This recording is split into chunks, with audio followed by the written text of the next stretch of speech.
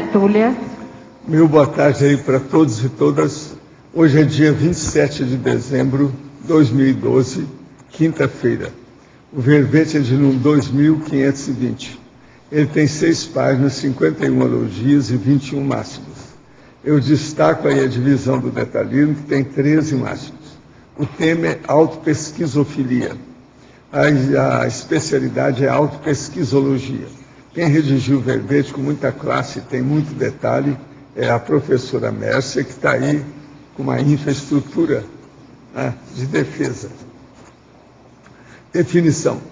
A autopesquisofilia é a motivação, a tendência, a afinidade, exposição, gosto, o avertismo e a priorização evolutiva da consciência lúcida em autorreconhecer-se com sinceridade cosmoética, buscando promover reciclagem intraconscienciais, permanentes, libertárias.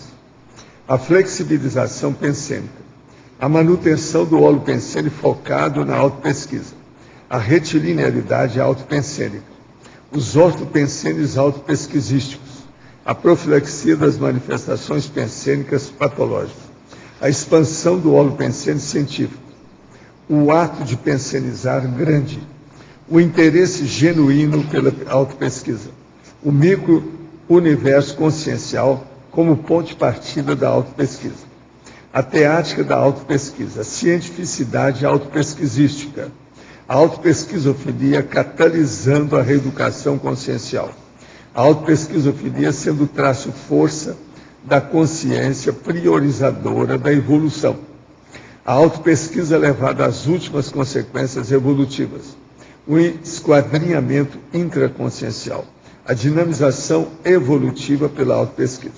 Eu li apenas 5 linhas, tem mais de 20. Aqui a fatologia.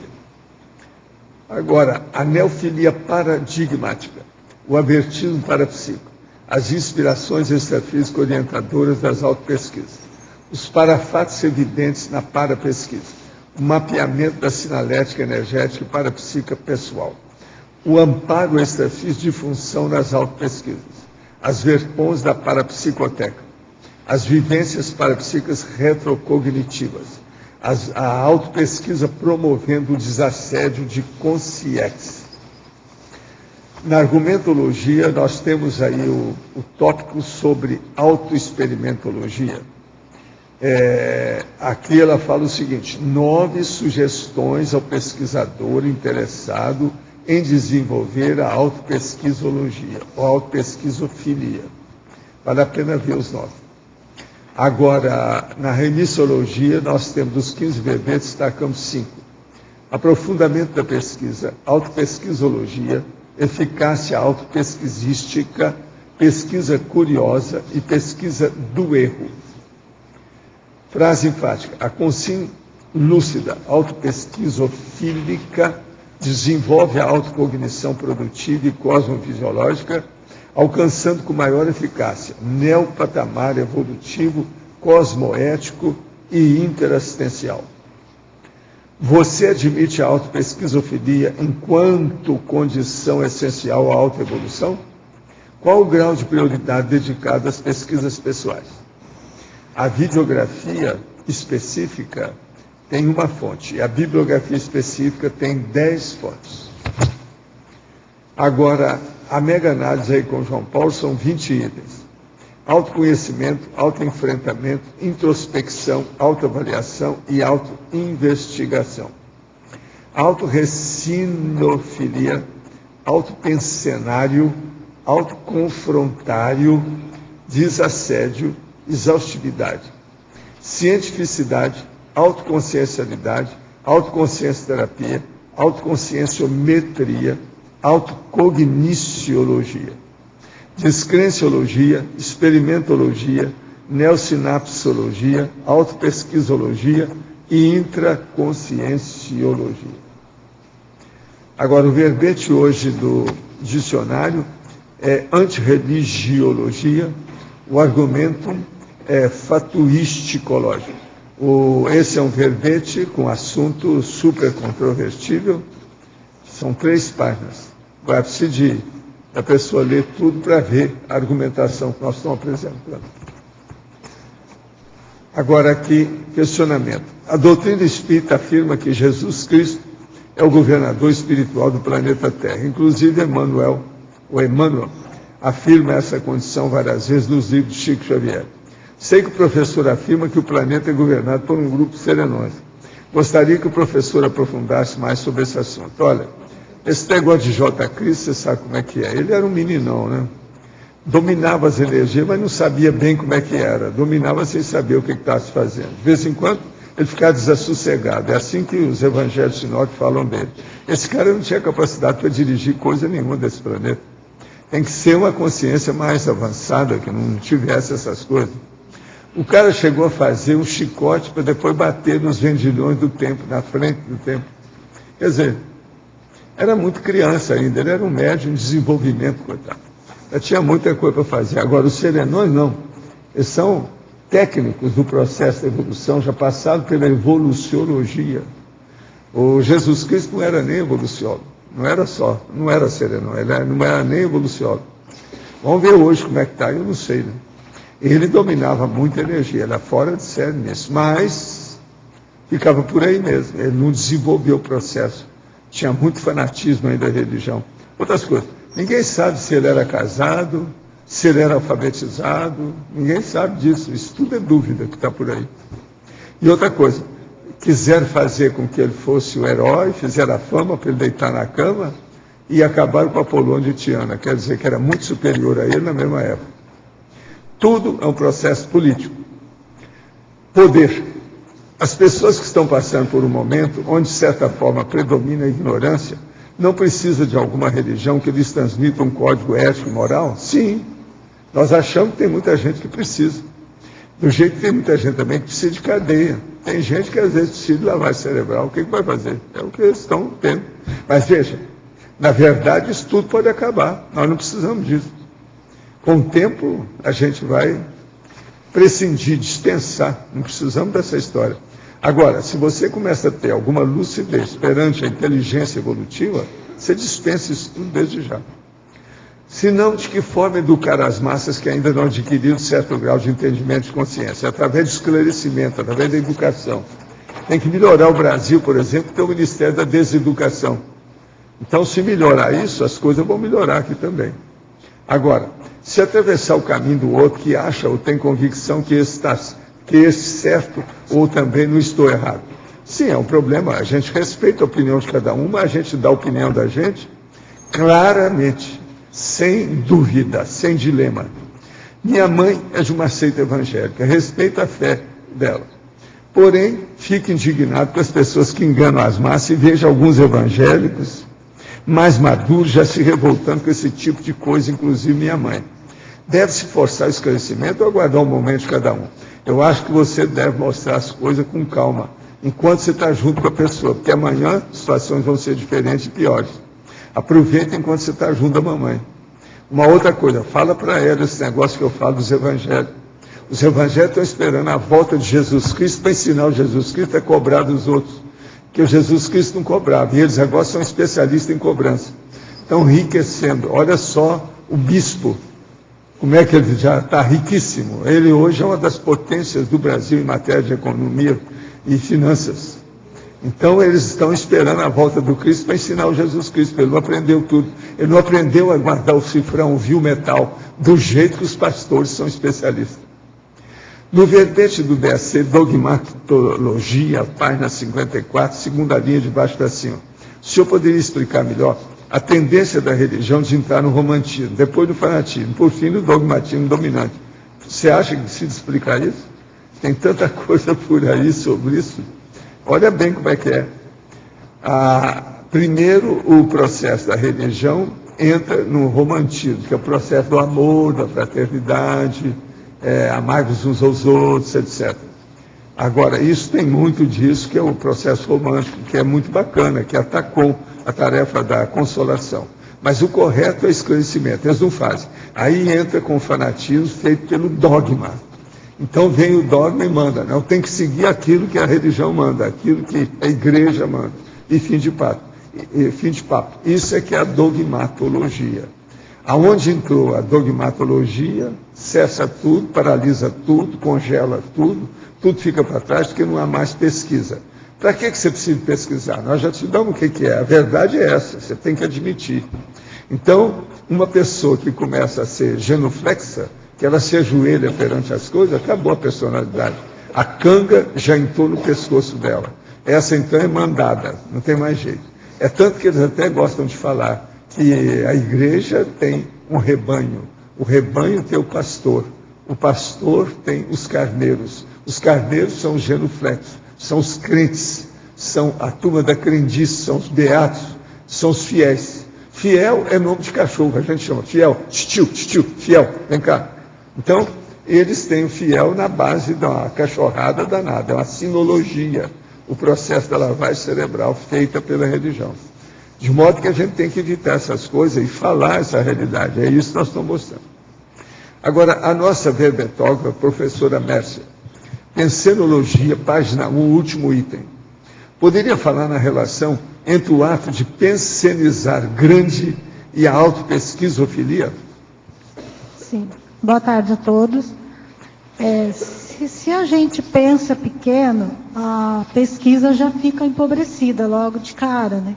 Então, o pensar grande, o pensenizar, o pensamento, sentimento e energia, em tudo aquilo que a gente pode alcançar através da autopesquisa.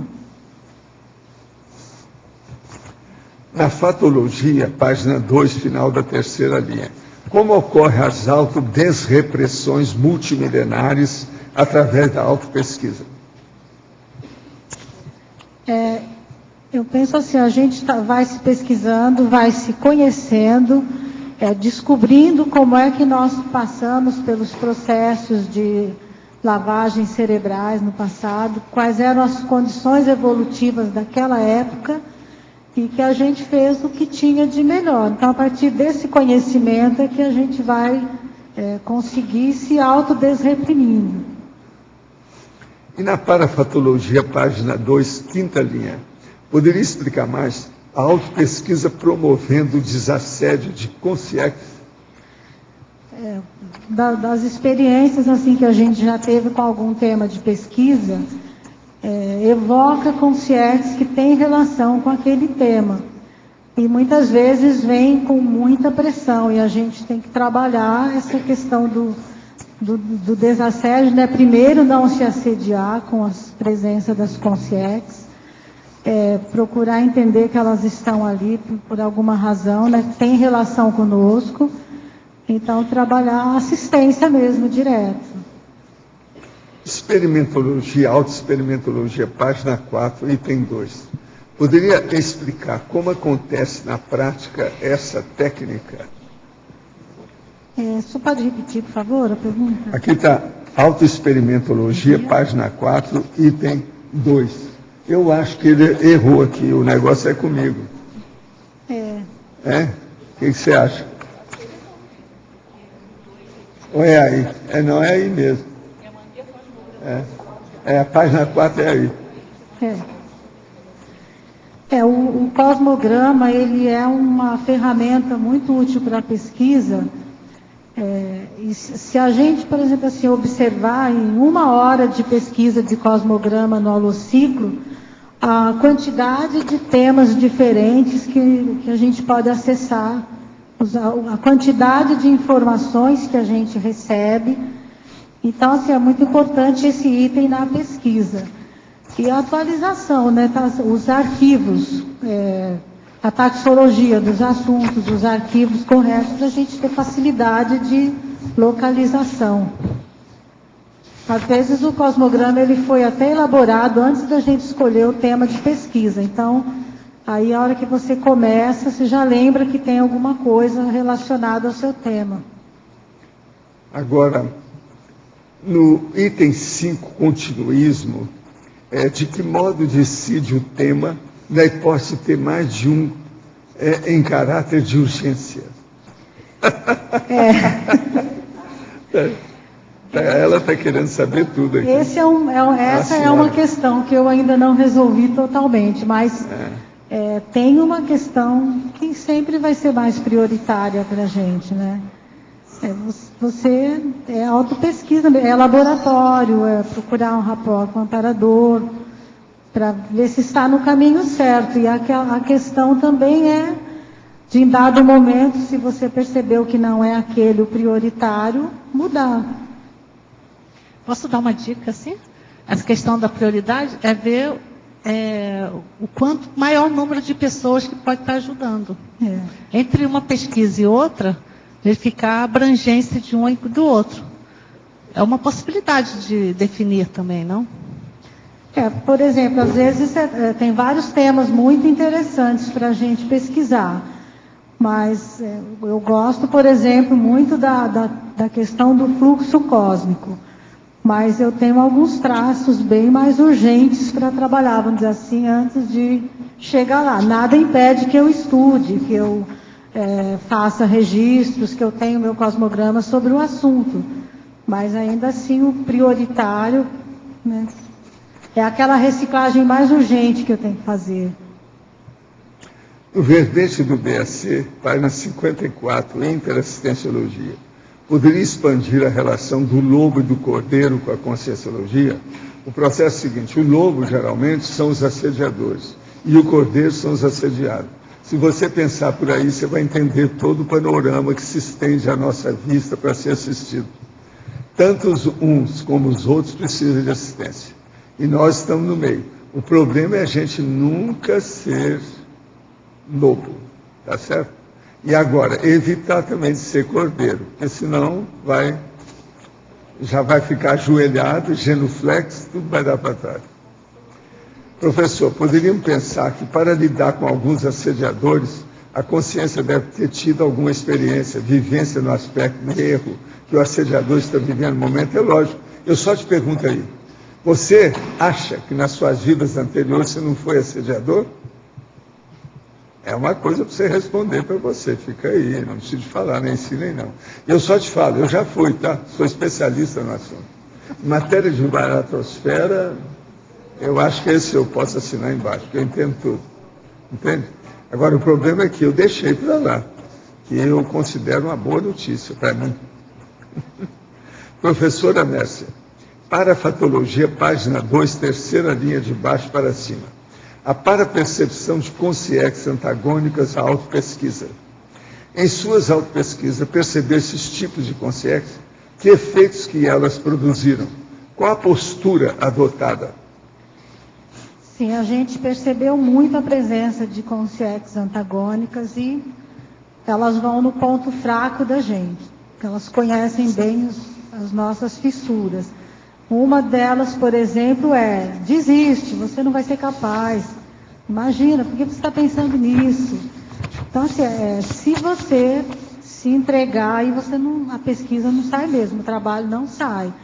Então, você tem que ter muita paciência e se sustentar e poder assistir também as consciências. Tem muita relação com a pergunta anterior, que é também sobre as consciências, a presença de consciências mesmo, antagônicas. Principiologia, página 2, segunda linha. O princípio da incerteza aplicado às autopesquisas. Tem alguma relação com o princípio da incerteza de Heisenberg? Poderia explicar esse princípio aplicado às autopesquisas? Olha, eu não sei se tem relação com o que está colocando, mas o que eu penso é assim. A gente, na autopesquisa, eliminar as certezas absolutas. Então, você está pesquisando, mas está sempre atento às suas percepções, né? Tem que ser exaustivo, buscar muita informação para não incorrer em erro. Entra muito a questão da descrença também, porque até tem muita relação com o verbete hoje do dicionário, que é antirreligiologia, porque com base assim, em religião, paradigma religioso, mecanicista, a autopesquisa fica muito empobrecida. Em Teoriologia, página 2, segunda linha. A teoria e a vivência da neutralidade pesquisística. Gostaria que explicasse essa ideia, por favor. Como que que eu vou me pesquisar de forma neutra, sem deixar emoções interferirem, o psicossoma, né, as manifestações do psicossoma falarem mais alto. Então, é o uso da racionalidade. Não sei se clareia, mas é isso que eu entendo do assunto. Nota-se que tanto na ciência convencional como na religião, que há elaboração de verpões fragmentárias que acabam por embasar dogmas e teorias incompletas que criam autismos grupais. Eu mesmo já presenciei esse fato dentro da academia. Quais os mecanismos mais eficientes para se captar a totalidade de uma verpom? A verpom pode ser entendida em parte e gerar grande parte das imaturidades da SOCIM? Olha, os mecanismos mais eficientes para se captar a totalidade de uma verpom é pesquisa, pesquisa e pesquisa. A verpom pode ser entendida em parte e gerar grande parte. Sim, tudo isso pode acontecer. Agora, a verpom, a gente fala que é a verdade relativa de ponta. Sendo verdade relativa, ela é transitória, ela dura pouco tempo. Então, ela é de ponta temporariamente. Isso tudo é fugaz. Tudo a gente tem que entender. Não existe verdade absoluta. Por quê? Falta o desconhecimento nosso, falta mostrar aquela realidade. Então, falta pesquisa da nossa parte. Vamos pesquisar para que as verpons, as verdades relativas de ponta, sejam enriquecidas. Agora, eu queria falar aqui principalmente para os teletertulianos, que já foi colocado, ou está entrando ainda em mais detalhes, os processos dos questionamentos da mini-tertúlia, que é feito pelo professor Laênio Loche, e que começou isso no início de novembro do mês passado. E até o momento já foram feitas 180 questões, e com muitas especialidades, dezenas de especialidades. Agora, todo esse questionamento não está sendo respondido aí, download não. Mas tem a pergunta para a pessoa estudar e ver o que se passa. Outra coisa, não tem a resposta, mas a pessoa, se ela seguir as questões seguintes, ela vai ficar informada de uma série de condições, porque tudo tem interreferências que pode clarear. Lembre-se só do caso. São dezenas de especialidades e até o momento já foram colocados lá 180 questões. São 27 sessões de questionamento. Todas essas questões são feitas na mini-tertúlia de manhã, que não é online, ela não é irradiada, de propósito, para que o povo possa abrir o jogo sem criar problema, sem criar inibição. E outra coisa, isso eu faço porque já faz algum tempo que nós estamos fazendo essas mini-tertúlias, e isso tudo é a pedido da turma. De manhã é a mini-tertúlia sem divulgação, e de tarde é essa que tem online. Então nós estamos falando aqui principalmente para a turma de teletertuliano do online. Se tem muita gente curiosa para saber o que se passa de manhã. Então nós estamos mostrando agora a realidade. Fala aí alto aí todos os detalhes aí do site, que é bom. Só uma pessoa saber. Isso que o professor Walter está se referindo vai estar disponível no site da ICGE. Então é o www.icge.org. Lá então no item destaques tem os questionamentos. Então a pessoa pode ir acompanhando também. Agora eu então entrego a professora Mércia para vocês, tá certo? Márcia Aquínede, patologia, linha 6. A superação da autoconflituosidade desencadeada pela autopesquisa teática. Você poderia explicar um pouquinho isso, por favor? Na patologia, que página? Patologia. Página 2. Aqui, página 2, linha 5. A superação da autoconflituosidade desencadeada pela autopesquisa teática. Sim? Obrigada. Nós vivemos assim muitos conflitos internos, né? E não adianta ficar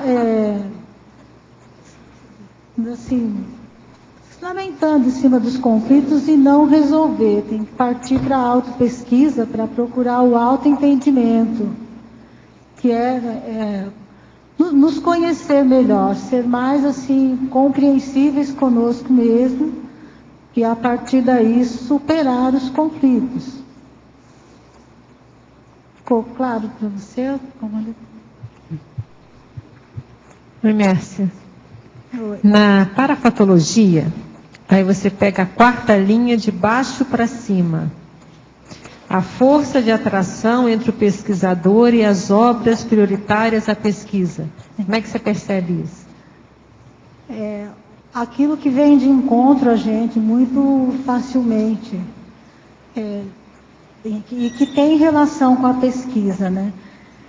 Já aconteceu comigo de não estar querendo encarar um determinado tema que precisava pesquisar. Falei, não quero mexer com isso. Mas, de repente, você olha assim numa banca de revista, está lá escancarado em manchete, em vermelho, o tema. Tudo escasso. Aí você fala, bom, não tem como escapar, é por aqui mesmo. E muitas vezes também já aconteceu de você estar ouvindo uma conversa, nem é com você o assunto, e a pessoa menciona um livro que ela leu, você fala, puxa, tem a ver com o que eu estou precisando. Aí você pode aproveitar e explicar para a gente a ronda holotecária, que está aqui na... Você fala da ronda na autoexperimentologia, né, na página 4, no número 6. Então, a gente escuta desde que a holoteca foi inaugurada, que ela é o começo e o fim de toda a pesquisa, né? Então, tudo que a gente tem lá disponível, todo o material... É impossível você fazer pesquisa sem visitar a holoteca, sem passar por lá e procurar até conhecer mesmo todas as tecas que tem. Eu ainda não consegui olhar tudo, não consigo ainda fazer essa ronda com a assiduidade que eu acho necessário, mas é indispensável aí para a gente estar acessando. Por exemplo, o material está lá para a gente ter, né, acessar e usar. A holoteca está lá para isso. Então, seria-se um desperdício, né, do uso de uma ferramenta das mais importantes que a gente tem para a pesquisa.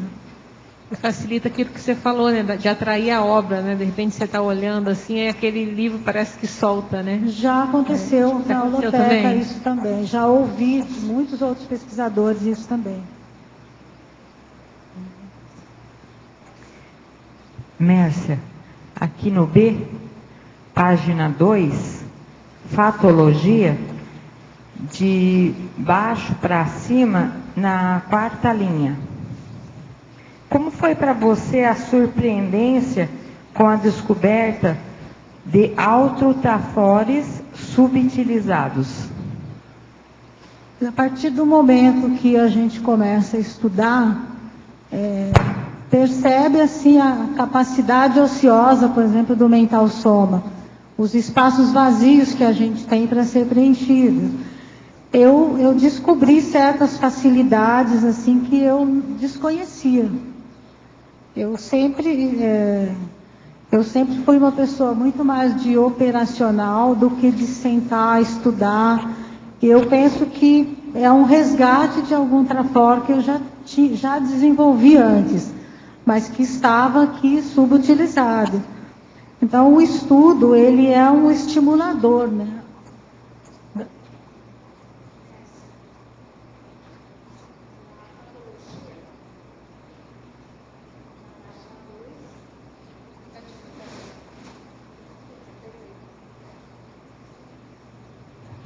Na segunda linha, na patologia, página 2. A baixa autoestima inibidora da autopesquisa. Você poderia comentar alguma técnica de superação? Como que isso foi, aconteceu contigo ou não? Olha, a baixa autoestima, ela não inibe só a autopesquisa, né? Acho que inibe tudo na vida da gente, mas Assim, é muito de você achar que não é capaz de fazer, que não vai dar conta. Quando eu conhecia a Conscienciologia, eu gostava muito de assistir às aulas. Eu reciclei uma infinidade de vezes os cursos, né? E até que em dado momento alguém falou, você tem vontade de ser professor? Porque você assiste tantas aulas. Eu não, em nenhum momento passava pela minha cabeça ser professora. Eu nunca me imaginei na frente de uma sala de aula, principalmente falando de Conscienciologia, que era muito complexo para mim. E outra coisa, você sempre foi muito calada. A minha vida inteira de estudante, eu corujona. nunca abri a boca em sala de tudo, aula. via tudo, mas calada, não falava nada. Agora, recentemente eu tive a oportunidade de conversar com a professora Malo e agradecer a ela, porque eu devo isso a ela. Ela que me botou na frente de uma sala de aula, por livre e espontânea pressão. Então a gente vê que é capaz. É lógico que você tem que se esforçar, tem que estudar, tem que se dedicar. Mas na semana que eu preparei as aulas da época, em uma semana eu estudei mais do que eu acho que eu estudei a minha vida inteira. E na paradoxologia, você poderia comentar o segundo? O paradoxo de a consciência imatura preferir mascarar-se e encarar a própria realidade, passível de aprimoramento. Sim. Eu conheço pessoas que já têm assim, um bom entendimento da Conscienciologia e ela diz assim, eu não vou para aí, eu não quero ter essas crises que eu vejo você tendo. Eu não quero mexer com nada disso. Ela não quer não quer entrar na zona de conflito, ela sabe que vai ter que entrar. Então, assim, ao ponto da pessoa já saber e afirmar, eu sei que ao dessomar eu vou entrar em Melex, mas ela não quer mexer, ela quer deixar para depois. Agora, gente, ela é um exemplo do povo que está aí, que demora a assumir, pegar no leme do barco. Sabe como é que é? Como diriam os portugueses, tem muita gente igual a Mércia, opulentada de dons e méritos e de braços cruzados. Tem que enfrentar do jeito que ela fez. Então, o termo em português é opulentada de dons e méritos. Essa consciência, essa personalidade. Quer dizer, tem opulência de dons e méritos, rica, entende? E precisa de enfrentar. Agora, você não demorou muito, não, porque a Mar deu jeito, né? Passou uma rasteira. Agora, tem mais gente aí que devia ser feito isso, viu, Mar? Tem muita gente. Eles estão esperando você. Eles e elas. Porque tem homem e mulher. Na semana que eu estava preparando as aulas, eu ainda não tinha computador, eu estava datilografando E depois de um dia exaustivo, assim, eu olho para a máquina, tinha uma frase. Estava escrita a palavra praxis na máquina, né? Aí eu fui procurar e encontrei uma frase assim: praxis, o exercício do saber se aprende no fazer. E, bom, é por aí que a gente tem que ir. Mércia, Luá, parabéns pelo verbete. Eu também me encontro nessa opulentada aí, junto com você. Comenta, por favor, na página 2, em Fatologia, a baixa autoestima inibidora da autopesquisa e a seguinte, que é a postergação da organização das pesquisas pessoais. A baixa autoestima, ela tem relação com você não acreditar em você mesma, né? Você duvida da sua capacidade. E eu penso que para muita gente é difícil, não é a grande maioria que tira de letra, enfrentar uma aula, vir aqui, se expor, com medo da exposição, o medo de errar. Tem muita questão, relação com o ego também, né? A autoimagem, né? Se eu não souber, eu vou ter que dizer ali diante de todo mundo que eu não sei. E qual que é o problema, né? Então a gente é preciso acreditar na capacidade da gente. E a postergação da organização das pesquisas, É assim, a dificuldade que eu vejo nisso é assim, a falta de técnicas, de métodos para você registrar suas pesquisas, e aí você vai ficando com aquele amontoado de anotações, de papéis soltos, e de repente você não sabe o que fazer com aquilo, aí você vai empurrando com a barriga, tem uma hora que você não tem mais onde guardar, aí você tem que parar e organizar. E de repente você vai descobrir registros e anotações ali muito preciosas, que você já estava perdendo de vista por ficar postergando. Mércia, aqui no B, eu queria que você comentasse, por favor, a libertação da mania da autossabotagem cronificada. Na página 3, na maniologia. Esse processo que a gente acabou de falar, de discutir aqui com relação à docência, com a quantidade de pessoas que tem, assim, com os trafores ociosos, né? E o que é o não enfrentar esses trafores, o não usar esses trafores? É a autossabotagem. E há quanto tempo a gente vem fazendo isso? Né? Já se tornou crônico. Então tem uma hora que tem que fazer alguma coisa, né? Mércia, aqui na tua frente. Tudo bem? Tudo bem. Na página 2, em voluntariologia, você cita o continuismo no voluntariado. Você é um exemplo nesse sentido. Você é voluntária há muito tempo, né, Mércia? E eu queria que você comentasse para a gente como que é essa tua experiência no continuismo, no voluntariado, como isso tem ajudado no teu processo de autopesquisa, de autoconhecimento, como é que isso funciona? A gente já ouviu falar muito assim que você, para evoluir, precisa do contato com o outro, do feedback do outro. Então, eu poderia ficar trabalhando sozinha, não vou ter o retorno do outro, né? O espelhamento que a gente fala, né? Então, assim, o trabalho voluntário, ele é uma coisa que é inerente a mim já. Eu acho que se eu não tivesse na Conscienciologia, em qualquer outra instituição, eu seria voluntária, independente de qualquer coisa, porque isso já faz parte de mim. Agora, o que acontece é que eu nunca deixei que problema algum me afastasse do voluntariado. É o meu, como dizer assim, me dá força, é o que me dá força, que me dá energia. Eu tenho isso como prioridade. Eu me mudei para Foz do Iguaçu há 17 anos, em função do CAE, que eu vim aqui para trabalhar, para ser voluntária. Não sabia o que era para fazer, o que a gente tinha por fazer, mas a gente fez tudo que apareceu, que foi necessário. O que eu não tinha competência, eu aprendi.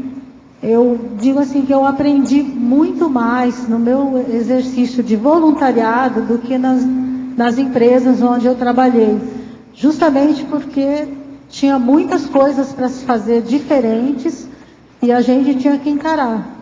E encarar com disposição de aprender coisas novas. Então, o continuismo, ele tem muito disso, é você não se deixar abalar pelos problemas. Todo mundo tem problemas. Se todo mundo for se afastar na hora que tem um problema, fica vazio, né? E eu acho que é isso que me dá força e me ajuda a superar mais rápido as coisas. Obrigada. Aquela idade de 17 a 40 anos que se fala para a mulher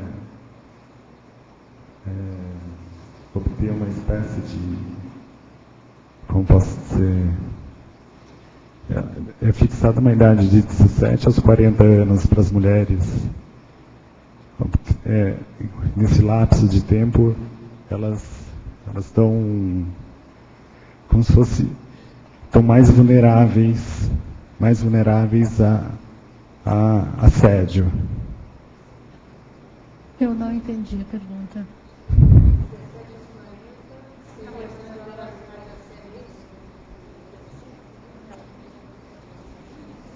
mudou o seu caso ou se aplicou? Eu penso que eu já fui muito mais assediada do que sou hoje.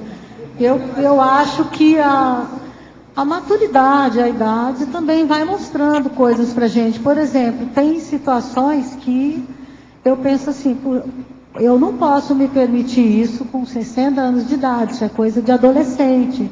E a gente tem vergonha, né, de deixar determinadas atitudes se manifestarem. Não sei se responde a sua pergunta. 60. Você acha que ela tem? Isso não é tapiação? Você tem que provar. Está aqui na boca. Tem que provar. Não, você já viu a cara dela? Me perdoa, não dá. Agora, a mulher tapeia demais, né? E você sabe, por causa do panícula de pouso. A mulher tapeia. O homem é mais difícil, agora a mulher é mais fácil para isso. Por causa do panícula de pouso. Sabe, uma molda. Tem uma coisa que eu levo muito a sério, que faz tempo que eu não ouço o senhor falar, mas já ouvi muito. É que a gente dá ainda muita importância para coisas muito pequenas. Eu acho que isso é uma das coisas que assedia muito. Então, eu comecei a observar, isso aqui é pequeno. Eu não deveria estar dando essa. O problema é só isso, não. O seu temperamento é mais tranquilo. Você não faz careta. É muito difícil encontrar uma mulher nessa idade que não faça careta. Ela quase não faz careta, ela não faz nada. Entende? É tudo ali. Tudo certinho. Não, super organizada. Ela é disciplinada. Agora, sempre foi. Entende? Por isso que ela escutou demais. Quando ela começou, ela já estava doutora nos assuntos todos. Muita aula, muita gente. Ela estava em toda escalada ali. A coruja, ó.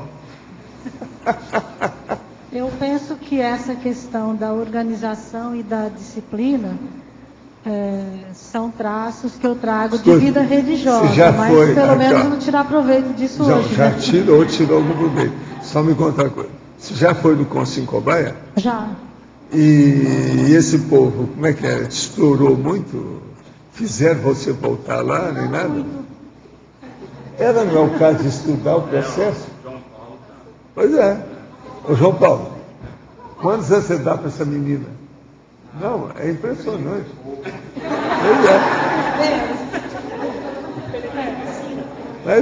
Mas isso aí precisava de estudar você. O que é que tem? Será que você tem macrosoma? Eu sempre pensei isso. Eu acho que não. Não, né? Tinha, Rosa, algum tempo. Já não é mais a mesma coisa. Não, ela sempre teve. O que eu sempre notei é o seguinte: ela é muito calada, quieta e tem posição firme dentro dos pontos de vista dela. Não é? Sempre foi assim. A gente sempre conversou nesse assunto. Agora, que o processo dela de rejuvenescimento é um fato. Sei, mas não é só isso, não. É o jeitão dela. Das minhas irmãs todas. Agora, ó, faz assim com a mão. Faz assim. Olha lá. Não tem nada, né? Agora, você acha que todas as suas irmãs, sua família toda seja assim? As minhas irmãs aparentam menos idade do que tem. Todas elas. Sei. Mas agora, são assim tranquilonas mesmo? É dona da serenologia? Não? Aí é que eu... Então, ó, tá na hora. Tá aí, ó. Quem é que está estudando aí o macrosoma? Está na hora de estudar, mestre. Você se predispõe para isso? A sua família é acessível para fazer uma pesquisa? A minha família, de ambos os lados, tem pessoas longevas e pessoas que dessomaram muito cedo. Então, não, mas não é isso. Não tem... O processo você tem irmã, não tem? Tem. Então precisa de comparar você com as irmãs. Isso aí tira tema. É teste, tira tema, teste. Quem está estudando aí? Está na hora de estudar, mestre. Mas ver o processo uma pergunta, então. Quantas irmãs você tem vivas? Nós somos em 6 mulheres. 6. Nossa, olha aí. Você na 6, você está onde? 6 você mulheres e 3 homens. Não, você, como é que você é nas 6 das mulheres? Eu sou a 6ª filha. Número 6. Não, 6 mais 9 que eu. Você está no meio, então. São 9 irmãos. Você está no meio das irmãs? No meio. Gente, mas isso é o mais para estudar. Eu nunca vi uma tão fácil assim para estudar como você, então. Agora, essas irmãs moram tudo no mesmo lugar, não? Não, uma mora no Rio e as outras em Marília. Aí então teria que estudar direto, teria que fazer umas perguntas cretinas para cada uma. Mas primeiro tem que preparar um ambiente para conversar. Então, mas a pergunta... Para ver como é a sua posição no meio delas. Só isso aí já vai provar o processo do macrosoma. Agora, ó, você enfrentaria ter um macrosoma? Já pensou nessa hipótese? Eu nunca admiti essa hipótese para mim. Pois então, que isso aí vai aumentar a sua responsabilidade, né? Então, mais uma pergunta. Agora, quem então, é que está estudando isso aí mais sério? Porque tem que ter médico no meio dessa história. Entendeu? Tinha uma pessoa aí, esses dias estava falando nisso, mas eu acho que é gente fora de fora. Eu acho que é a Sônia Cerato que estuda macrosoma. Hein? A Sônia Cerato. Não, a Sônia nós sabemos, mas não é ela. Tem que ser gente da medicina. Alexandre Carlone. Carlone, ele estuda a questão da paragenética, de repente poderia estudar alguma coisa. Não, precisa de ver. Agora, qualquer coisa vem e vê se dá uma cantada na Nércia. Agora, depois tem que cantar as irmãs dela. Tem que cantar irmãs. Todo mundo. Mas, professor Valdo, a resistência somática a gente não desenvolve. Por exemplo, eu sempre tive que enfrentar muito trabalho pesado. Você vai fazer pesquisa, eu dou as dicas e resolvo o negócio na hora. Agora, Valdo. Ela falou que sempre enfrentou muito trabalho pesado. E que tudo é bobagem. Mas isso seria o contrário. Ela teria, o contrário, muito mais desgastado. Você está chancelando o Microsoft.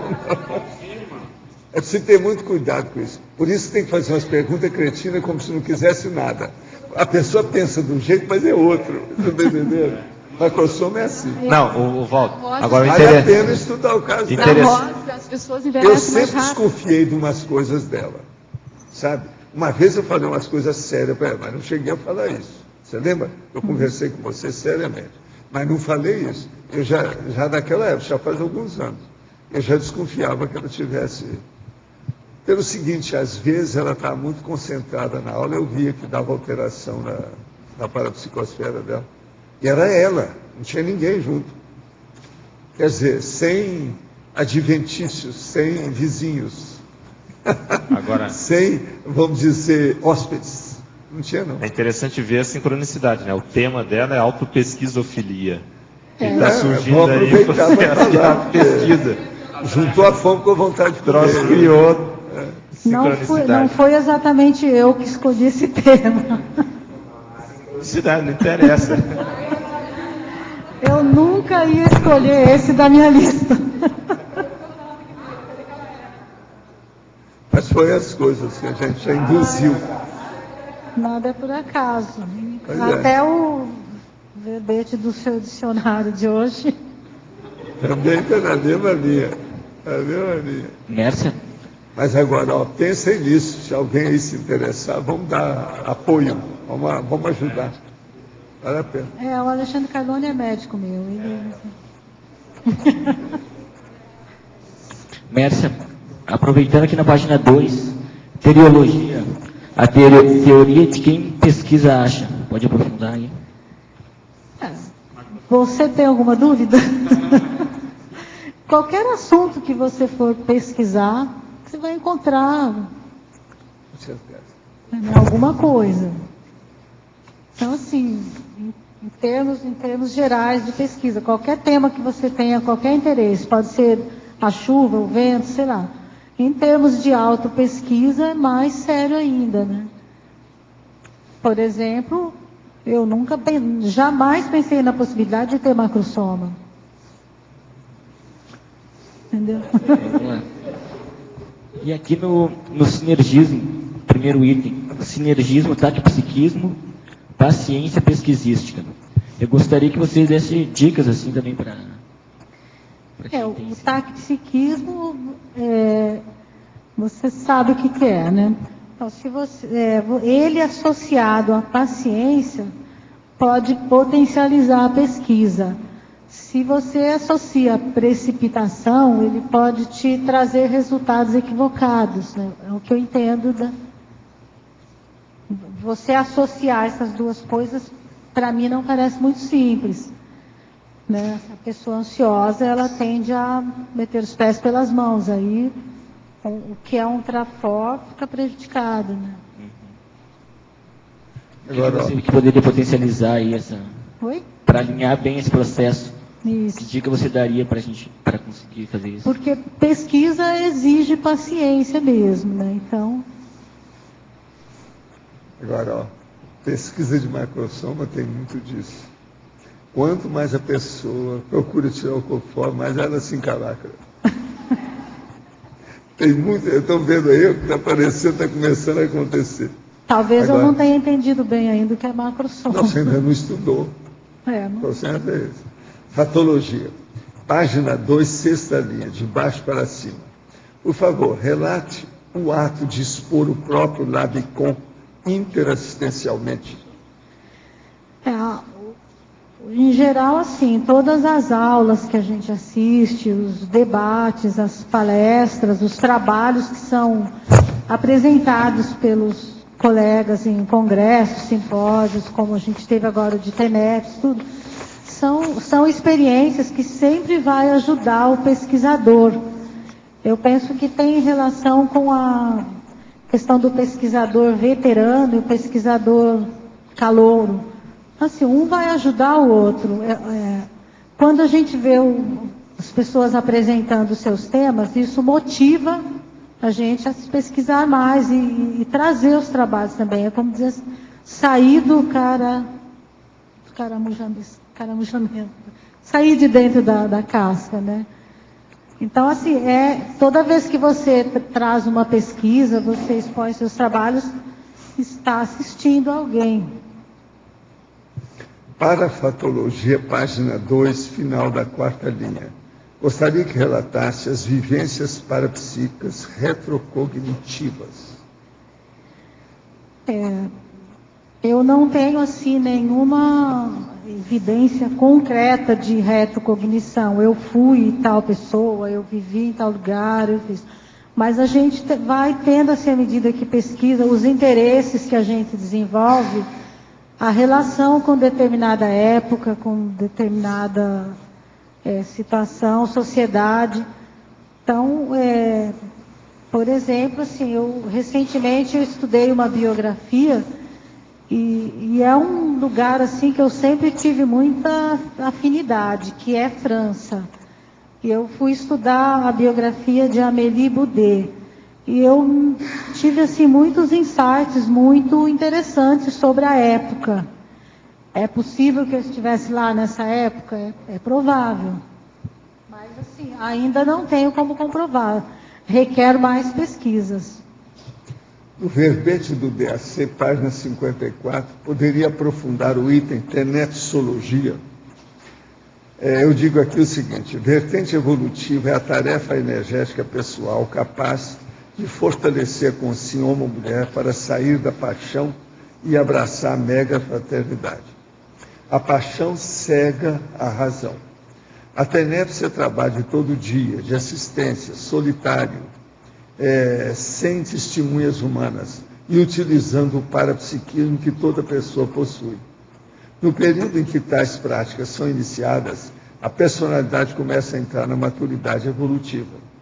A tenepse substitui todo tipo de religião, ou seja, toda modalidade de crença religiosa ou beatice. Na conscienciologia, procuramos manter leitores autoconscientes, heterocríticos e debatedores. Os leitores intermissivistas não são cativos. Na religião, por exemplo, no espiritismo, em nosso tempo no movimento espírita, havia os leitores cativos, do mesmo modo que existem os eleitores de cabresto. O dogma ali emanava das federações que mandavam de cima para baixo. Lá está tudo assentado. Não há vontade sem renovação, não há novidade sem renovação. Conosco, tudo está em contínua reciclagem. Por isso o Espiritismo hoje é mais outra seita cristã, igual às demais, evolutivamente estagnada. Então a gente tem que pensar nisso. Ontem, quando realizava uma energização assistencial a uma consciência enferma, conforme o ambiente ia se formando, favoravelmente notei a presença à minha direita de um cão da raça Golden Retriever. Se materializou de forma totalmente harmônica e assistencial. É comum a experiência com animais em atividade de assistência? Foi minha primeira experiência. O professor poderia aprofundar? Olha, isso não é comum, não. Quando aparece é porque deve ter gente que mexe com o processo de assistência aos animais. Olha bem como é que estavam as pessoas que estavam ali, o ambiente que era o objetivo da reunião. Isso tudo é importante. Quando aparece assim é porque tem alguma coisa. Outra coisa, se examinar se você teve algum contato com algum cão dessa raça. Se examinar como é que é isso, por quê, de que modo, e quando é que foi. Ou se você teve contato com alguém que já, às vezes, até já dessomou e que teve contato também com esse tipo com essa raça. Isso tudo é bom, é importante para ver, porque se você viu e o processo é tão sério, a primeira coisa você deve anotar isso, para ver. Porque se isso tiver mais importância, com o tempo vão corroborar outros fatos que vão acontecer, ou indicações de amparador para clarear mais o problema.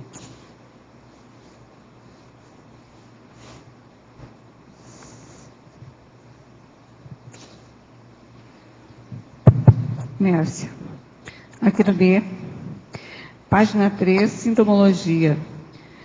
Você pode comentar essa aí, a síndrome da aproxexia? Síndrome? O autoempenho na superação da síndrome da aproxexia. Aqui. A aproxexia é a preguiça mental, né? Então, assim, fazer autopesquisa dá trabalho, você tem que estudar muito, tem todas aquelas técnicas que a gente coloca da circularidade, da exaustividade, dos 50 dicionários, não dá para negligenciar. Por exemplo, eu já pesquisei 25 dicionários e não encontrei o que eu procurava. Vou desistir porque há pouca probabilidade de eu encontrar nos próximos 25. E não é por aí. Então, você tem que ter um empenho muito grande e não se deixar dominar pela preguiça. É um exercício mesmo cerebral, mental somático, eu penso. Na parapatologia, na quarta linha de baixo para cima, você coloca a força de atração entre o pesquisador e as obras prioritárias da pesquisa. Você pode comentar como é que foi durante o seu trabalho, o que aconteceu com você?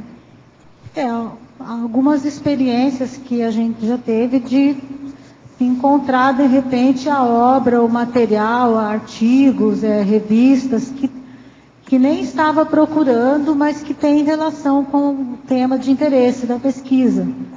Ou até mesmo alguém chegar e falar para você de um filme, de uma obra. Acabou de acontecer, né? Você agora tem que pesquisar sobre macrosoma.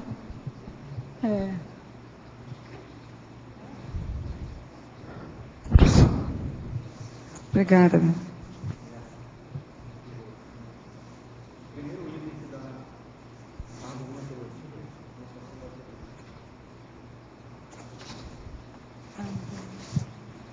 Primeiro item aqui da argumentologia, na listagem de 9 itens, autoexperimentologia, se cita a acabativa. Né?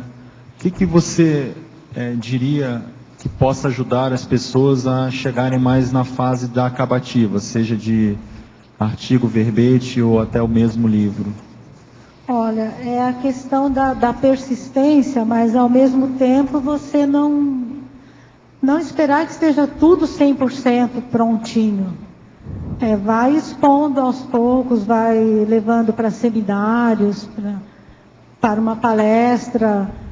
A gente tem, assim, uma infinidade de espaços aqui na Conscienciologia para fazer isso. Tem os colégios invisíveis que que apresentam, né? Tem os seus encontros. E assim, tem os debates aos domingos aqui no CIAEC. Então, assim, tem vários espaços para a gente estar levando. Sem precisar estar pronto.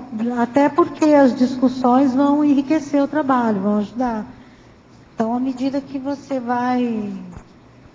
até você conseguir... Eu ainda não tenho um artigo publicado, mas eu tenho vários trabalhos que eu já apresentei, já melhorei, já acrescentei coisas. Obrigado. E acho que tem além de tudo, tem a Unescom também, que tem, não sei se ainda tem a dinâmica da escrita. A OIC me parece que tem um trabalho assim também, não sei se ainda tem.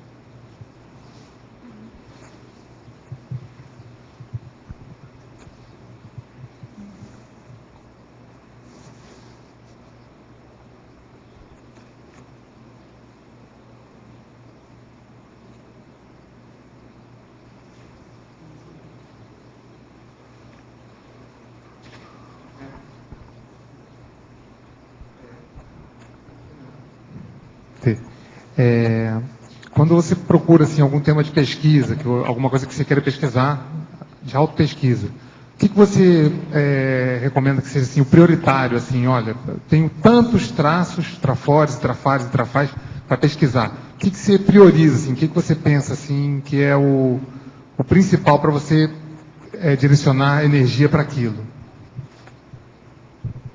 Para a sua escolha de pesquisa. Ultimamente a minha análise tem sido assim: qual é a minha maior fissura? O que eu preciso corrigir em mim, que definitivamente eu não quero deixar para uma próxima vida? Essa é uma das variáveis que eu uso para escolher o tema.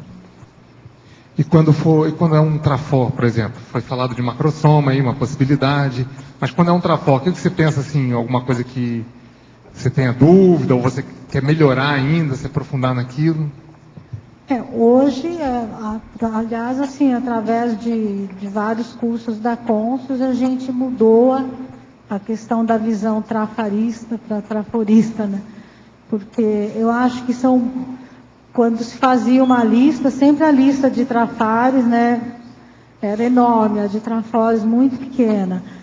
E foi assim, vendo, né, assistindo às aulas, discutindo, debatendo, que teve uma ocasião que uma pessoa fez uma lista de trafores e eu fiquei pensando, mas isso aí eu tenho, eu nunca achei que isso fosse trafor.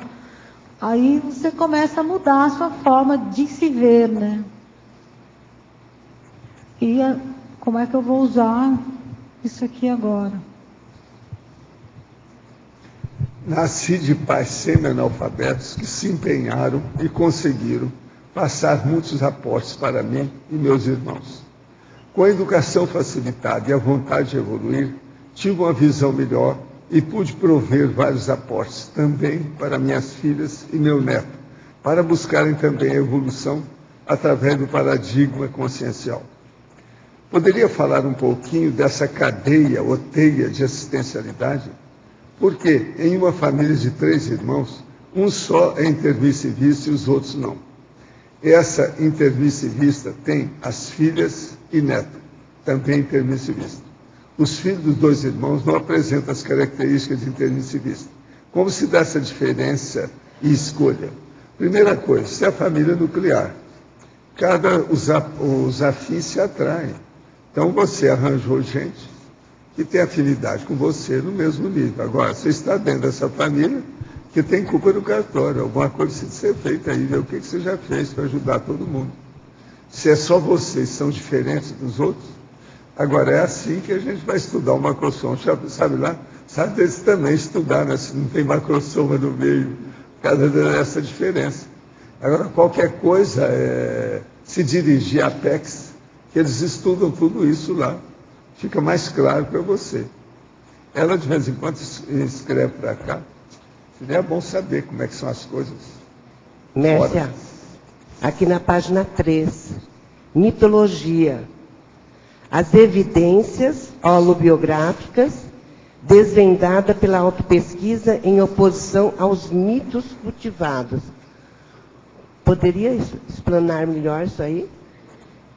O conhecimento, né, as descobertas que a gente vai fazendo sobre os mitos que a gente vem cultivando, aquilo que a gente aprendeu ao longo de muitas vidas, aprendeu, cultivou, ensinou, e se toma conhecimento deles e vai procurando se libertar, né? Porque assim, a gente construiu, né, com muito suor, foi muito bem trabalhado, foi muito bem elaborado em termos de sinapses. Agora você tem que trabalhar, fazer o caminho contrário.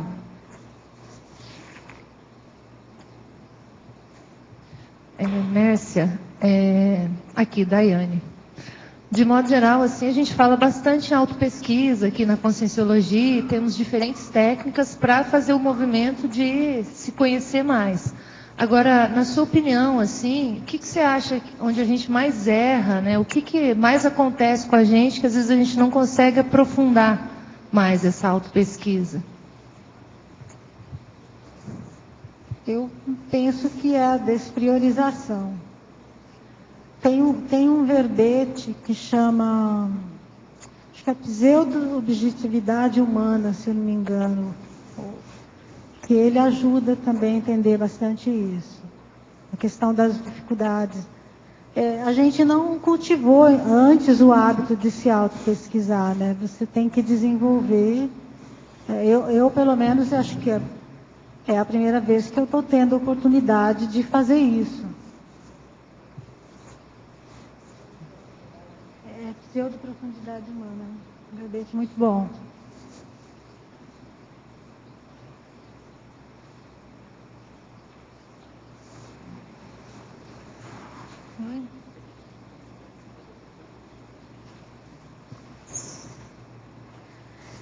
A questão da autopesquisofilia, para mim, ela tem uma relação muito forte com o princípio da descrença, né? E com a questão da reeducação consciencial, que eu penso que é um dos pontos, né, mais altos, pelo menos nesse momento evolutivo para mim, está sendo a oportunidade de me reeducar.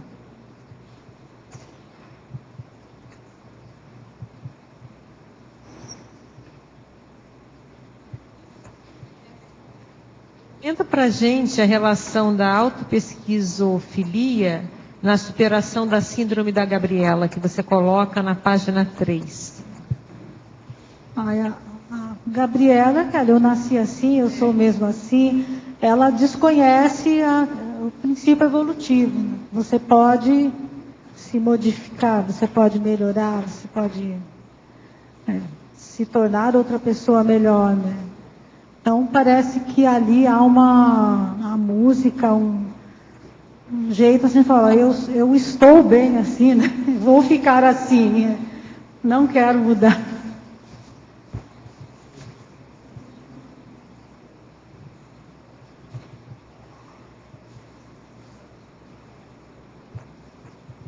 Você pode comentar a enumerologia na página 3? Enumerologia. Aqui, ó. Você tem 2 sequências, né? De 7. Cadê? Perdi.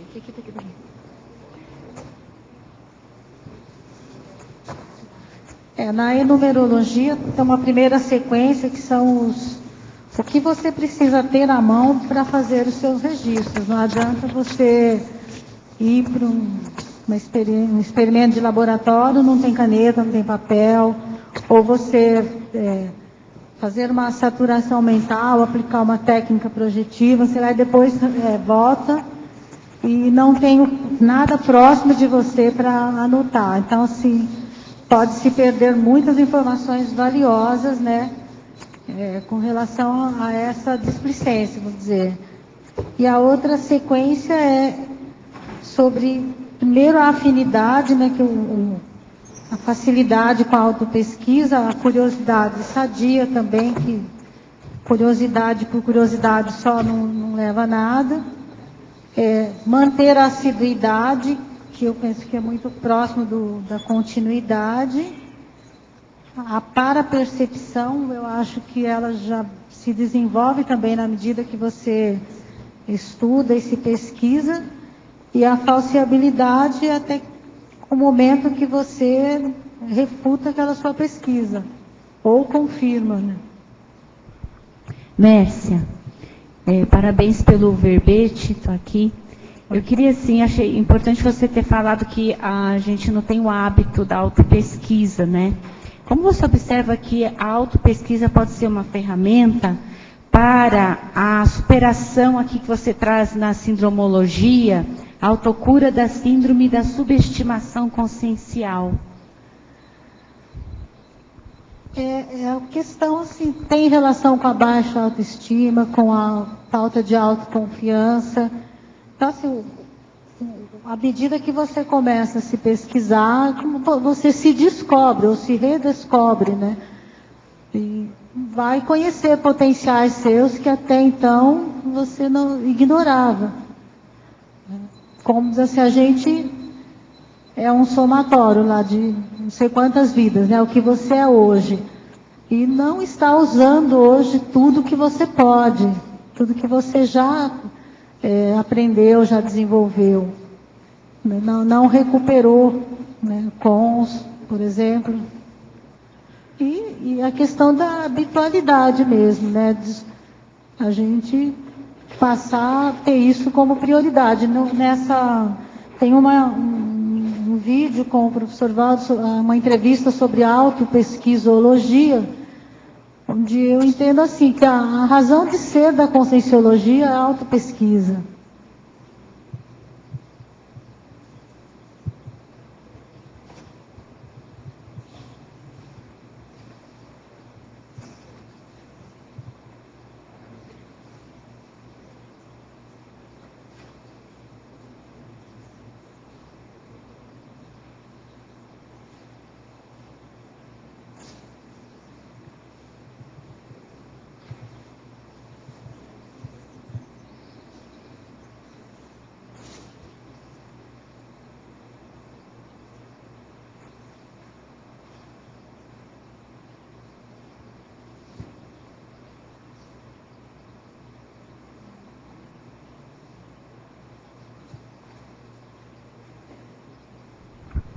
Mércia. Oi. Por favor, aqui na página 4, na tua listagem, o item número 8. Você trouxe aqui para nós a experimentação. Vivenciar experimentos laboratoriais com foco no tema da autopesquisa em andamento. Fala um pouquinho como você presenciou e vivenciou isso. Como é que você se organizou para isso? Você leva para um laboratório o tema de pesquisa seu para reflexão. Em geral, tem um laboratório que vai mais de encontro ao seu tema pesquisado, né? Então, você leva o tema e permanece ali em reflexão e fazendo o registro das ideias. E, geralmente, a gente acessa muitas ideias. Que até então você nem tinha pensado, às vezes, sobre a questão. Tem uma certa expansão, né, de consciência, de compreensão. Você usou algum laboratório específico? Você repetiu mais uma sequência de laboratórios? Eu fiz muitos experimentos no laboratório de mental somatologia. Porque o desafio meu era sair do trabalho operacional para o mental soma. A dificuldade de ficar parada, quietinha, sentadinha, estudando, né? A necessidade de movimento muito forte. Então, eu trabalhei mais isso. E eu descobri que eu gosto disso, que tenho prazer, que sou capaz de ficar muito mais tempo, né, sentada, estudando. Beleza, obrigada.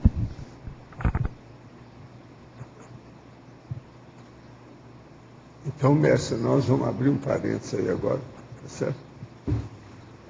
Daqui a pouco a gente continua. Pedimos que todos desliguem os celulares e também não teclem no computador durante a mega euforização. Obrigada.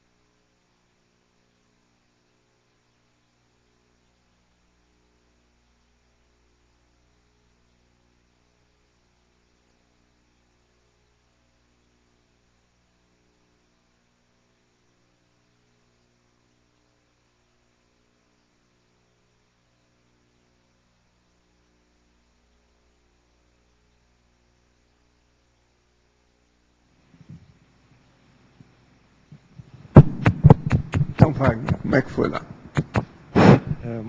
Bom, primeiro uma sensação muito boa, tranquila, bem-estar, homeostático pleno, assim.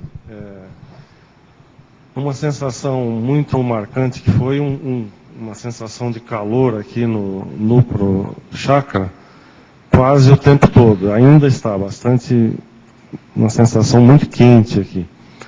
Aos poucos, esse calor se espalhou pelo corono chakra, pelo fronto e pelo laringo. E ficou quase toda a região da cabeça, esses 4 chakras, bastante aquecido, com calor mesmo, intenso.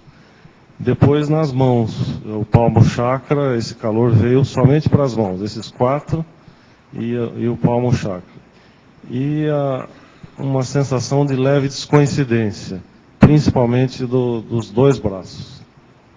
Mas você está se sentindo bem agora, né? Muito bem. Não, me senti bem o tempo todo e continuo me sentindo bem. E você, como é que foi, Marcos? Eu senti mais foram os palmos chakras mesmo. Senti bastante os palmos chakras, né? E a sensação mais de leveza, né? Está se sentindo bem agora? Sim, me sentindo bem, muito bem. E a Cristina, como é que foi lá? Eu senti uma pressão aqui dos 2 lados da cabeça e um aquecimento em toda a cabeça. E senti a mão, não sei dizer, acho que inchando um pouquinho, assim, as mãos só. Abandona a mão. Tem disso. Meu coração acelerou agora, depois que eu abri o olho, sei. fiquei meio assim. Mas está se sentindo bem agora? Super bem, mas uma sensação qualquer de coisa leveza. a gente chama vocês aí para dar energia para os outros. Vocês estão ótimos. Agora, vocês estão trabalhando com você. Ô Wagner, você não tem ectoplasmia assim mais séria, não? Você estudou isso? Eu tenho estudado, sim. Eu tenho... Não, porque a gente via, por causa do seu processo da psicosfera, eles mexeram nisso. Por isso estavam te mexendo aqui atrás. Aí. No chakra, né? Muito quente, ainda está, bastante quente. Eles estão desenvolvendo isso aí em você agora. Isso é ectoplasta. Você deve ser ectoplasta. Tem que estudar mais. Às vezes eu ouço alguma explicação sua sobre isso. Assim, de derrubar as coisas, de cair, de pegar. Se examinar. Agora, você é fortão, né? Tem que olhar isso. Fortão. Com ectoplastia, você já viu, é um perigo. Alguma maçaneta já ficou na sua mão? Fica. Pois mas isso aí já é um indício, pode ser que seja, viu? Quebrar o copo. Pois examina bem. É fácil o copo. Tem disso. Fica firme. Agora, você é positivo. A hora é boa. Tá bom. Isso que é importante. Vamos tirar partido do homem. Vamos lá. Obrigado, viu, gente? Valeu.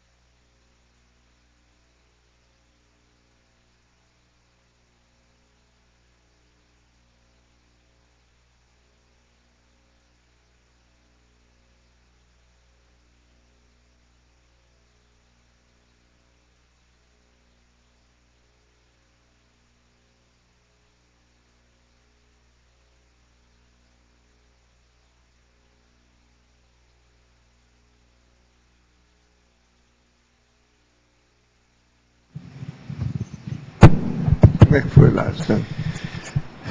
Quando eu sentei aqui, o cardiochakra estava um pouquinho acelerado, depois rapidinho parou tudo. Senti uma pacificação muito grande, muito forte, um silêncio, assim, um silêncio absoluto, assim, sabe? E aí, como se eu tivesse os tensenes bem límpidos, como se estivesse afinando o dial, sabe? A sensação de estar no silêncio e me percebendo. A sensação de pacificação foi muito forte, eu senti muito bem. Está bem agora, né? Tô ótimo. E como é que foi você? Foi bom, foi parecido com o Alexandre falou no início, deu até um pouco de taquicardia, mas depois foi acalmando. Esse silêncio, porque às essa vezes eles seriedade. começam a mexer com vocês aqui em cima. Então, assim, ao mesmo tempo, uma gratidão de estar aí com os dois, sentir isso, sabe? De estar aqui com os dois aqui. E essa questão, veio muita palavra assim, amizade, sabe? Amizade evolutiva. Isso é muito sério, muito importante. Bacana. E você, como é que foi? Me sentindo muito bem. Senti muita energia, obviamente. Senti energia aqui na região das costas. A energia parecia que saía de baixo, assim, ia subindo até a região da cabeça. Deu para sentir que eles trabalharam antes de vir para cá. E está tudo bem. Você está mais potencializado com as suas energias. Eu notei aqui por causa do campo. Que aqui a gente percebe o nível. Você andou fazendo alguma coisa aí a mais, você andou aumentando. Alguma coisa, eu não sei o que é. Precisa examinar o homem para ver o que houve. Mas vocês estão bem então, né? Valeu, né? Qualquer coisa a gente chama, né? Para vampirizar vocês.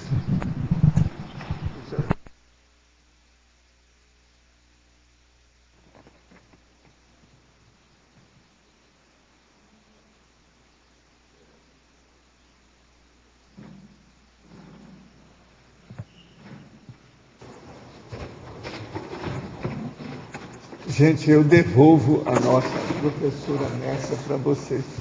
Mércia, aqui do seu lado esquerdo. Você poderia comentar o último sinergismo interdimensional aplicado às autopesquisas?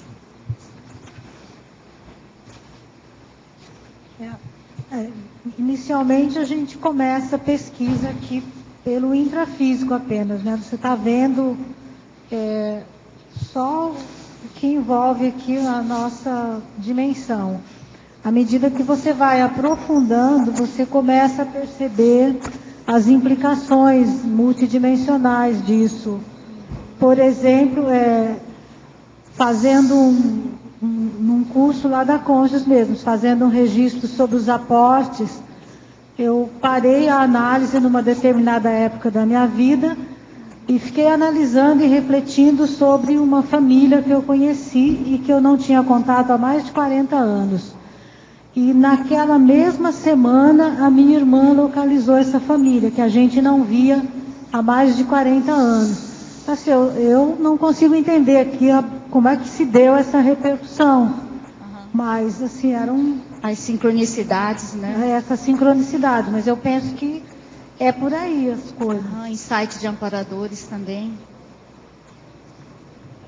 Ok, obrigada.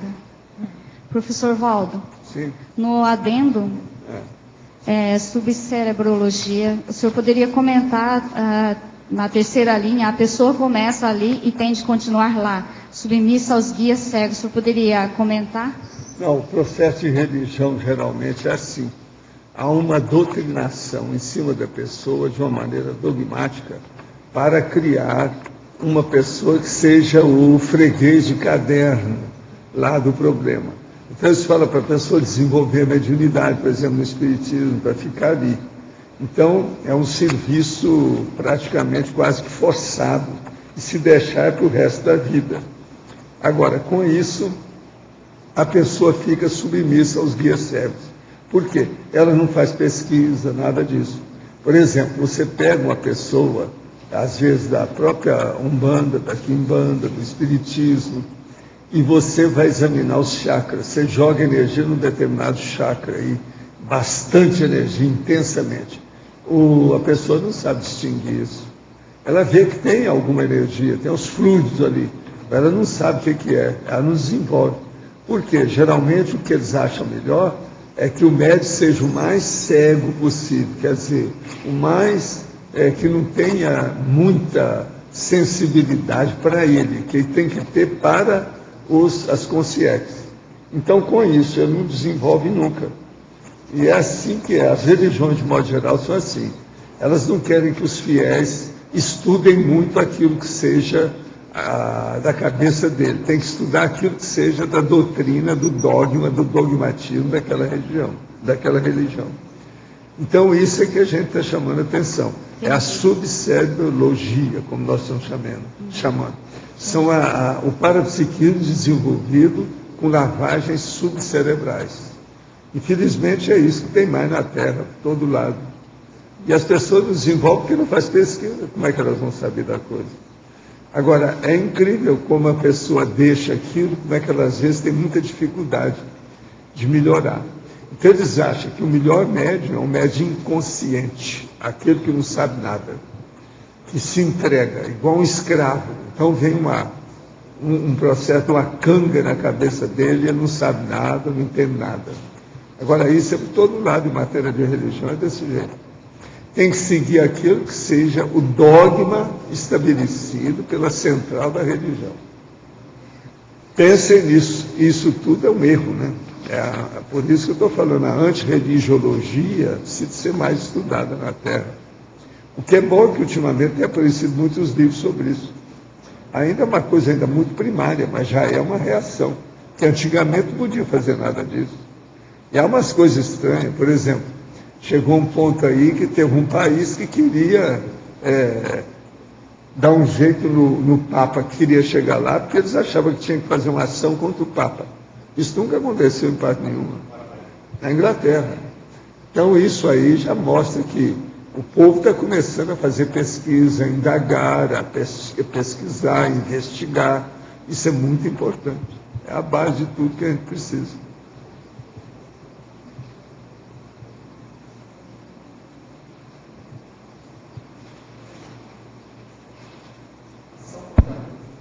Em mitologia, o que seria o incenso social? Incenso social é tudo aquilo que a pessoa arranja para fazer algum efeito de oba-oba. Tem muita coisa assim, do ponto de vista de esporte, do ponto de vista social, da política, época de eleição, e as religiões também. Observa como é que é o Papa, como é que são os bispos, os arcebispos, os cardeais, como é que eles se vestem. Isso tudo é para fazer o mise-en-scène da história, o espetáculo, é o fantástico e etc. Isso tudo é ilusão, isso tudo é a moldura do quadro. Eles dão mais valor para a moldura do que para o conteúdo. O conteúdo seria o debate. A religião você não pode debater. Você vai debater em qualquer religião, eles te excomungam, eles mandam você passear, vai para o inferno. Entende? A própria religião do J. Cristo aí, que é o cristianismo aí maior do Brasil, que é o catolicismo, é assim. Qualquer coisa excomungam. Você, então, é herege, vai para o inferno, te vira, tchau. Eles te despedem. E às vezes não faz assistência coisa nenhuma, tudo é um processo de dinheiro. E outra coisa, tudo com altos paramentos, e sem condições todas espetaculares para chamar a atenção. Isso tudo é processo social. Agora, no orientalismo, por exemplo, tem essas religiões e seitas todas que mexem e tem uma opção de cor que eles usam. A maioria disso faz mal. Santo Daime, aquilo altera tudo. E hoje eles estão dando Santo Daime para criança. Aquilo torra tudo, é hepatopatia, doença do fígado. Com o passar do tempo, a pessoa vai morrer mais cedo. Todos esses caras que usam muito Santo Daime vão morrer mais cedo. Agora, assim incenso aí no orientalismo. Tem alguns desses incensos que dão câncer na pessoa. Sabe? Porque o incenso fica igual fumo, maconha, mesma coisa. Agora, é a vida que está aí. Os governos permitem, porque eles não têm força contra isso. É uma vergonha o Brasil, por exemplo, que tem uma Constituição que é laica. Aqui não pode ter religião nenhuma andando. Você vai no Supremo Tribunal Federal, tem um crucifixo em cima do presidente. Quer dizer, tudo contraditório, errado, primário, burro. Se daí meter o pau nisso, falar nessa história de sancar com essa besteirada que está aí. O Estado tem que ser laico. Não pode uma religião mandar em todo mundo. E aqueles que não têm daquela religião, como é que fica? Então, que Estado é esse? Isso é ditadura. Então, existe ditadura por todo lado. Nos Estados Unidos existe a ditadura do dinheiro. Eles não permitem nada que fale em comunismo lá, ou socialismo maior. No Brasil tem a ditadura da igreja, do Santo Daime, tem várias vezes. Na Bahia, os negócios africanos, né? Como eles gostam hoje de falar, que agora tem a ditadura também do politicamente correto. Então são afrodescendentes. Vocês já estão chamando os caras de afrodescendentes? Vamos chamar o Marcelo Silva de afrodescendente. Ele vai achar que a gente está xingando, né? Mas é o jeito. Você está entendendo? Estudo está aí para a gente estudar, vamos fazer pesquisa, tem que debater, vamos estudar, fazer investigação dos problemas. Tem muita coisa, é patológico. Nós vivemos no hospitalão. Agora, o problema é aquilo que eu sempre falei há muitos anos. Seja pelo menos enfermeiro nessa enfermaria, não seja doente. Já é alguma coisa. Vamos ajudar muita gente desse jeito. Professor Valdo, o silêncio íntimo, ele traz uma pacificação íntima muito grande. Qual a técnica para aumentar mais, para ser repetitivo, esse silêncio íntimo? Como é que eu não entendi quase nada aqui embaixo? O silêncio íntimo, que o Baltazar falou aí, sim. Ele traz uma pacificação íntima muito grande. Ele deve ser repetido. Como é? O senhor poderia amplificar mais esse conceito? Não, aí o problema é a pessoa tem que fazer reflexão. O ideal para a pessoa é fazer a reflexão de 5 horas. Ver o que é essencial na vida dela. Ela corrige mais as coisas e anda mais depressa se fizer mais autorreflexão. Isso é que é importante. A autorreflexão é a pessoa funcionando. Porque também, se ela ficar muito quieta, ela não fazendo nada, não resolve nada. Ela tem que refletir, mas ao mesmo tempo fazer alguma coisa com essa reflexão. Fazer a aplicação daquilo. Porque senão fica igual voto de silêncio. Isso não resolve. Voto de silêncio é bobagem. Entendeu? A gente tem que trabalhar com isso. Obrigada, hein? Mércia, aqui, tudo bom? Na página 3, estava dando uma olhada, e vendo a questão, nessa parte mística, religiosa, que o pessoal coloca incenso pelo quarto, coloca amuletos, enfim, terceiriza a situação, como se aquilo fosse limpar as energias, alguma coisa assim. E eu acho que vai entrar aqui na sindromologia, a síndrome do avestruzismo. Eu não sei se foi com esse foco, eu queria que você expandisse um pouco mais isso. A questão dos incensos, de tudo, aquela coisa de você transferir para um outro objeto, alguma coisa, o que você pode fazer sozinho, né? Então, a partir do momento que a gente aprende o estado vibracional, o trabalho com energia, você já pode dispensar qualquer recurso desses, né? Até mesmo a música para relaxar, assim, né? E a síndrome do avestruz, que não quer se ver, né? Não quer se conhecer. É muito mais fácil transferir a responsabilidade para fora. Agora, só que a gente já tem informações suficientes para saber que isso não vai levar a lugar algum, né? A gente já fez isso muito. Põe a cabeça dentro do buraco e o corpo todo está de fora. É mais ou menos isso que... Prefere não se encarar mesmo. Obrigado. Professor Valdo, aqui. Como é que você vê o Dalai Lama? Dalai Lama é um grande político, mas que ele foi financiado pelos Estados Unidos para combater o processo lá. Eu estou falando aqui do Dalai Lama mais falado. Combater o processo da China. Agora, depois disso, eles tiraram o dinheiro dele, mas ele já tinha muito dinheiro com aquilo que ele foi ajuntando. Aí ele tirou mais ou menos um pouco fora, ficou um pouco mais afastado da história. Agora, ele faz força, aquele negócio todo, mas as seitas no processo budista e os problemas deles são muito difíceis, são muito enrolados demais, entende? Você não pode confiar em muita coisa, não. Ele, por exemplo, é mais do que um joguete político. Os americanos usaram e abusaram do cara de tudo quanto é jeito, dando dinheiro para ele, financiando, etc., para combater o processo político. Usar como joguete político. Sabe, boneco de ventríloco. É assim que a gente examina o processo dele. Isso com todo o realismo. Porque não adianta vir com palavra muito bonitinha, fazer consolação, edulcorar o processo. Sabe o que é edulcorar? Colocar açúcar nas coisas. Isso não resolve. Isso é besteira de religião. Tudo é bobagem. Agora, mestre, nós esperamos então mais uns 100 verbetes da sua parte, com toda essa sua tranquilidade de macrosoma e etc. Mais um monte. Agora, 100 verbetes é com C, tá? Os nossos comerciais. Obrigada. As pontuações da tertúlia de hoje foram 106 assinaturas no livro de presença, 21 perguntas presenciais e 19 perguntas respondidas online. Hoje temos 4 recados. Rosemary, curso, professor Valdo, Melissa, Cipe, Max e Patrícia, segundo simpósio do CP2, Igor, segundo congresso de autopesquisologia. Gostaríamos de convidar a todos para a Semana da Escrita, que vai ocorrer a partir do dia 11 até o dia 20 de janeiro. Então, nós teremos um acoplamentário de escrita conscienciológica, ministrado por autores epicons, depois uma atividade que é a imersão na escrita, semana inteira escrevendo, manhã, tarde, e no domingo, no dia 20, nós teremos um curso com o professor Valdo, que é o curso avançado de redação conscienciológica. As inscrições e informações na recepção do CAEC. Obrigada. Boa tarde a todos.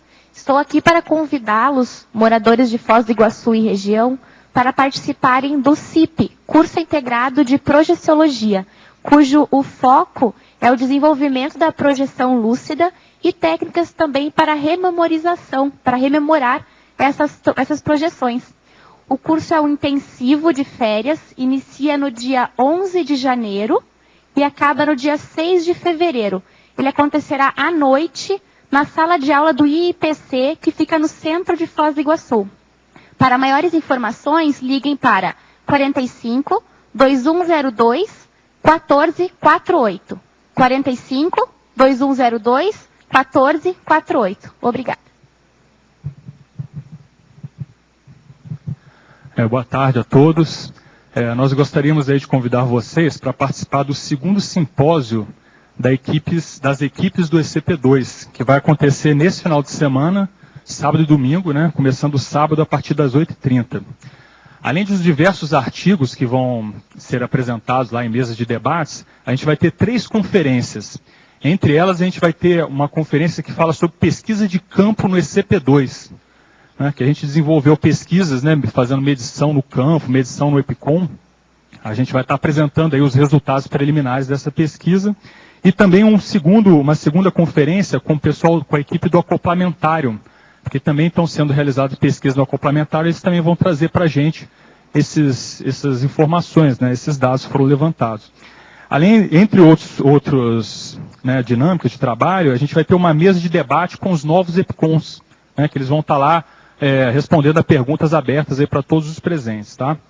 E lembrando também que no domingo, no fechamento do evento, às 4 horas da tarde, a gente vai estar fazendo a apresentação pública do PAD, que é o Programa de Aceleração da Desperticidade. Né? Esse programa, para quem não lembra aí, ou não sabe, foi um curso que foi pedido para ser desenvolvido aí, né, na visita que os emissários do Transmentor fizeram ano passado aqui. E a gente desenvolveu ao longo do ano, e a gente vai estar fazendo a apresentação pública dele no domingo. Nesse caso, essa parte do evento vai ser aberta a todos. O simpósio não tem pré-requisito, então estão convidados aqueles que têm afinidade com o ECP2 e com a desperticidade. Apenas para lembrar, sábado e domingo no auditório da OIC. Maiores informações com a equipe do ECP2. Obrigada. Boa tarde a todos. Estamos aqui para divulgar o 2º Congresso Internacional de Autopesquisologia, bem de acordo com o tema da professora Mércia. Então, aqueles que são autopesquisofílicos estão todos convidados a participar. Esse evento vai acontecer nos dias 15, 16 e 17 de novembro, mês 11 de 2013. O motivo da gente estar reforçando essa divulgação é que a chamada de trabalhos está aberta até o dia 15 de janeiro. Então, nós já recebemos trabalhos do IPC, de demais ICs, porque o nosso objetivo com o eixo temático da Max ProEx Grupal é fazer um verdadeiro congraçamento científico. Ou seja, nós convidamos aí pesquisadores de diversas especialidades, diversos colégios invisíveis, diversas instituições conscienciocêntricas a participarem enviando seus trabalhos até o dia 15 de janeiro de 2013. Maiores informações no IIPC, nós estamos também para aqueles que quiserem se inscrever antecipadamente, com um valor promocional de R$ 360 em 6 vezes sem juros. Ok? Muito obrigado. O verbete da manhã é Amizade Intermissivista, especialidade Conviviologia. Autora, professora Anne Catherine. Obrigada e boa tarde a todos.